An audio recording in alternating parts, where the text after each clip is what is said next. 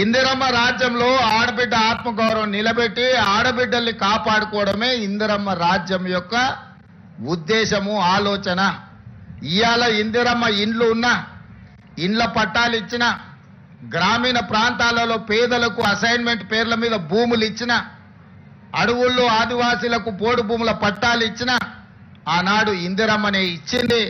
ఆడబిడ్డలకు రిజర్వేషన్లు స్థానిక సంస్థలలో ఇవాళ మా శ్రీలత గారు, మా గద్వాల విజయలక్ష్మి గారు ఈరోజు మేయర్, డిప్యూటీ మేయర్ అయినరంటే రాజీవ్ గాంధీ గారు మహిళా రిజర్వేషన్లు దేవటి ఇవాళ వార్డు మెంబర్లు, సర్పంచులు, ఎంపీటీసీలు, జడ్పీటీసీలు, జిల్లా పరిషత్ చైర్పర్సన్స్ సునీత మహేందర్ రెడ్డి గారు ఈరోజు 4 సార్లు జిల్లా పరిషత్ చైర్పర్సన్ అయినరంటే మహిళా రిజర్వేషన్లు ఆనాడు రాజీవ్ గాంధీ గారు తేబట్టి. అందుకే మా అక్కలకు వేదిక మీద ఉన్న వాళ్ళకే కాకుండా ఈడు ఉన్న వాళ్ళకు కూడా తొందరలోనే ఎమ్మెల్యేలకు కూడా మహిళా రిజర్వేషన్లు రాబోతున్నాయి. 153 సీట్లలో 51 సీట్లు, 33% ఆడబిడ్డలు ఎమ్మెల్యేలు కాబోతున్నారు. ఈ 51కి ఇంకొక 10 అదనంగా కలిపి 60 సీట్లు ఆడబిడ్డలకు ఇచ్చే బాధ్యత నేను తీసుకుంటా. మీరందరూ మంచి పనులు చేసి మంచి పేరు తెచ్చుకోండి.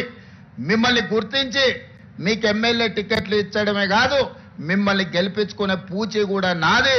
రాజ్యాన్ని నడపండి. ఇల్లు అద్భుతంగా నడిపినోళ్ళు రాజ్యాన్ని కూడా బాగా నడుపుతారు. ఆడబిడ్డల పట్ల నాకు సంపూర్ణమైన విశ్వాసం ఉన్నది. మీరు కార్యక్రమాలను ముందుకు తీసుకెళ్ళండి. ఇవన్నీ కూడా పునాది రాయి చెట్లు నాటడంతో మొదలు పెట్టండి.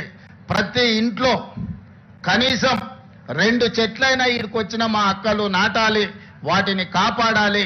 అప్పుడే మనం అందరం ఈ ప్రకృతి నుంచి కాపాడబడతామని తెలియజేస్తూ ఈ కార్యక్రమం తక్కువ సమయంలో గొప్పగా ఏర్పాటు చేసిన శాఖ అధికారులకు, స్థానిక శాసనసభ్యుడికి, ప్రజాప్రతినిధులకు అందరికీ కూడా మనస్ఫూర్తిగా అభినందనలు తెలియజేస్తూ సెలవు తీసుకుంటున్న. ధన్యవాదాలు మిత్రులారా.